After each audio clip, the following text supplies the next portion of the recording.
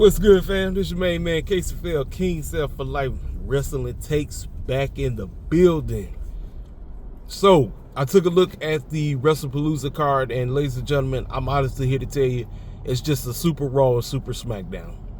AJ Lee, CM Punk, Seth Rollins, and Becky is carrying everything on that whole doggone card. Is EO versus Stephanie gonna be a banker? Heck to the freaking yes. But do I give a dang about it? No. Why? Because Triple H, lazy behind, is always booking face versus face or heel versus heel. Don't nobody give a dang about that. Why the heck am I supposed to? Why do you want to split your crowd? Why do you want to split your fans up? It's just stupid. It's retarded. I'm sorry. It's just stupid. Like, I'm not booing EO, and I'm dang sure not booing Stephanie. But it's stupid. This is what Triple H does. He does his idiotic booking stuff. And you got circus clowns that sit up and say that this is off the chain. No, this is retarded. It's a stupid booking. That's why I say it's lazy and it's stupid. We got the Usos getting reunited and they're going against Braun and Brunson. Braun and Breaker got that on lock. I don't know what they trying to do. I honestly really don't know what they're doing with the Usos right now. I really don't. I mean, are we trying to turn Jay back heel now? It don't make no sense. You spent all this time getting the man as the Yeet Master, as the babyface guy, whatever, and now you ready to turn him heel again? It don't make sense. It's stupid. It's sad. It's dumb. Fruity Pebbles and Brock Lesnar. We already know what's going to happen there. Brock Lesnar going to come through, suplex him about 100 million times, and then Fruity Pebbles gets the victory. We would have seen it. We're rinse and repeat. It's a done deal. So the only reason I'm actually even bothering with Wrestlepalooza is for Becky, Seth, CM Punk, and AJ Lee. That was it. And like I said, I thought that was pretty much the only reason I even bothered with Raw yesterday. Real talk, because this week I'm at my faith conference. We have every year around this time. We always have our international faith conference. We are live on YouTube every day for the rest of this week at 7 o'clock. You can check us out at Build Winston Ministries on YouTube. Just look us up. It's the International Faith Conference. I'm putting the plug in so cats can get the word, because this is what it's all about at the end of the day. All this wrestling crap gonna pass away. It's all about the Most High God at the end of the day. All this other crap is passing away, ladies and gentlemen. But yeah, like I said, that was pretty much the only reason. Even like I said, I'm, if you want to say, somewhat excited for freaking Wrestlepalooza, but I'm like, it is what it is on that. Ladies and gentlemen, we got to talk about it. Major reason I even bothered talking about this is because it's a big deal, ladies and gentlemen.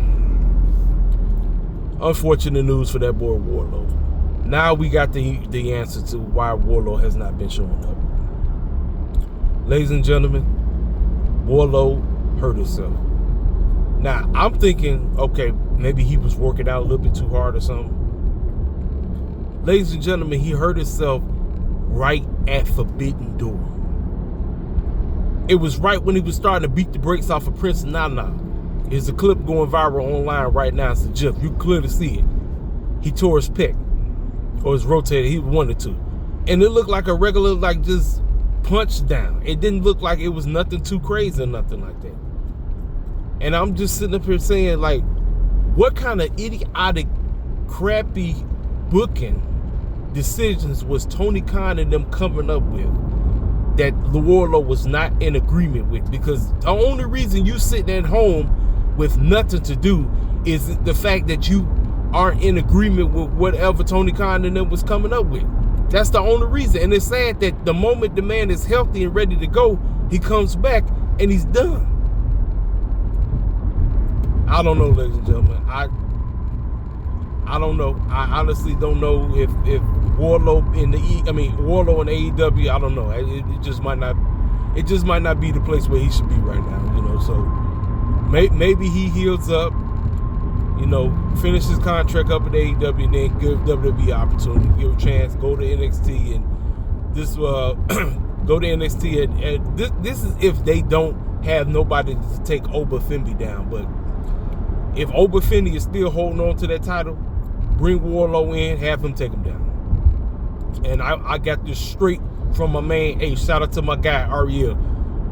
He gave me that thought. So That's the one who came up with that. But yeah, I don't know, ladies and gentlemen. I honestly don't know. I don't know. Like, the man just got back and he hurt, and I'm thinking it was because he was working out. No, the fact that he just did a simple punch down to Prince Nana is what did it. I'm like, it's sad. It's really sad that the creator, like, I'm gonna be, can I be 100% with you? If your name is not Samoa Joe, if your name is not Will Hobbs, I'm trying to think. If your name is not Brody King, I'm trying to think. Because Tony just he struggles to book his big man. I've noticed that throughout the years. He struggles. It's like he really don't know how to book the big man. It's the complete opposite of how pro wrestling used to be. Big man was the only, it was like, if you small and scrawny, didn't nobody push you. But if you was big and behemoth and all that bull jive, you got to make a push. Tony Khan, for some strange reason, has absolutely no idea how to book his big man. Outside of Samoa Joe, Will Hobbs, and Brody King. Those are the only three big men he know how to book. Outside of them three, he don't have the slightest clue. And it's unfortunate. It's unfortunate because, like I said, my man Wardlow, a lot of people was expecting him back. A lot of us wanted to see him do good. And now he's on the shelf again. Because bad creators. Comes back, ready to go, and he gets hurt. I don't know, ladies and gentlemen. I honestly don't. I don't know, man. This is why I say, man, I'm praying for Tony Khan and company. I'm praying that, first of all, man, whatever goofy nonsense is going on in the spirit realm that's causing y'all to be mediocre and just, I don't know, we need to rebuke them demons right now, because it's just not right, ladies and gentlemen. It ain't right. It's like, it's just messed up, ladies and gentlemen. It is genuinely messed up, and it's sad. You know, some people may laugh at it because obviously, you know, a lot of them has been praying for. Some people is happy because, you know, obviously they've been praying for the downfall of this company. I mean, you're not a real truth wrestling fan if you're praying for the downfall of any real pro wrestling company. I don't care if it's WWE, I don't care if it's AEW, NXT, TNA, or whatever. But if you're praying for the downfall of any professional wrestling company, you're not a real true wrestling fan, and that's the unfortunate part. But also, cats who run the show got to learn story is king. Booking matters, and I'm not just talking booking matches, because that's all fools just know how to do. Booking matches ain't the way to go. And even for certain cats who've been in the game for a very long time, booking matches and the way how you book matches where it's just heel versus heel and face versus face and fools are supposed to go crazy, you smoking serious crack. And listen, I'm talking about that fool named Paul Levesque. That's what I'm talking about. I'm talking about him right now. You know how the game works. You know what Vince did with you back in the day. He booked you as a dominant heel, and it worked.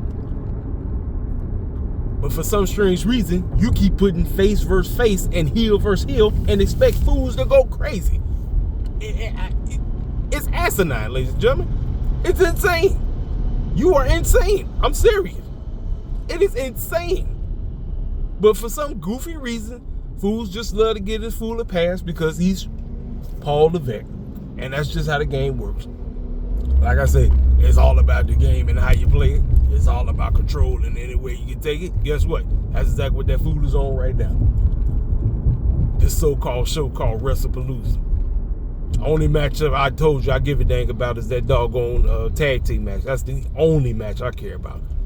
I don't care about nothing else. Even though I know that Stephanie and Io gonna kill it. I already know they are, but I don't care about it. Why? Because it's face versus face. I don't care about that. Am I supposed to get excited about that? Heck to the freaking no. No. I'm sorry for the hardcore Stephanie heads and the hardcore Io heads, but I'm not. Like I said, that's the same foolishness that we get on Tony Khan case for booking certain matches because it's wrestler A versus wrestler B, and you can tell me all about the so-called story. I don't give a dang about that because I'm not trying to see EO and now if one of them was a heel, okay, it will work. But because both are faces and you trying to tell a goofy man clown story about having Oscar and Kairi Sane turn on EO, I'm like, it is what it is, man. I'm like, that's where I'm at with that whole situation. Then, like I said, I told you about Fruity Peppers and them. You know, Fruity Peppers is on his last run. This is it. You know, it is what it is on that. But yeah, like I said, but yeah, back to the Wardlow situation. I'm praying for him, praying for a speedy recovery. Like I said, man, one false move is that's it. Just one false move. And the move he did, if you go online and look at that GIF, I'm telling you, it looked like a normal move, but somehow he tore it. I'm like, it is what it is, ladies and gentlemen. Y'all do what y'all want with this. This is really not a Raw review because, like I said, the only thing I really, liked was the segment with AJ. That was pretty much it. I didn't really give a dang about nothing else on the show.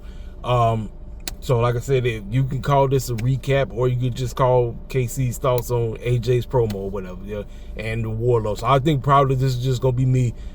What I'm gonna do is I'm probably just gonna call it the Wardlow video or whatever. It is what it is. I'll come up with something, but anyway, y'all already know what to do. It's your main man, KC King, Seth for Life Wrestling the Takes. If you're new to this channel, you know what to do. Make sure you hit that subscribe button.